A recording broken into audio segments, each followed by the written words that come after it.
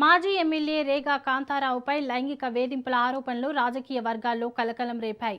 పెళ్లి పేరుతో మోసం చేసి లైంగికంగా వేధించారని ఓ యువతి పోలీసులను ఆశ్రయించింది. అంతేకాదు, రియల్ ఎస్టేట్ పెట్టుబడుల పేరుతో తన నుంచి డబ్బులు కూడా తీసుకున్నారని, తనకు తెలియకుండా వీడియోలు చిత్రీకరించారని ఆమె ఫిర్యాదులో పేర్కొన్నారు. ఈ ఫిర్యాదు ఆధారంగా హైదరాబాద్లోని పంజాగుట్ట పోలీస్ స్టేషన్లో మాజీ ఎమ్మెల్యే రేగా కాంతారావుపై కేసు నమోదు చేశారు.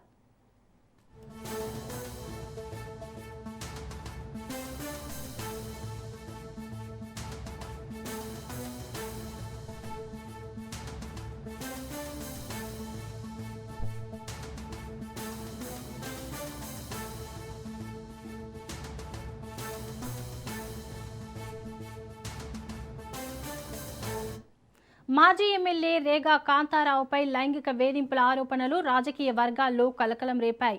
పెళ్లి పేరుతో మోసం చేసి లైంగికంగా వేధించారని ఓ యువతి పోలీసుల్ని ఆశ్రయించింది.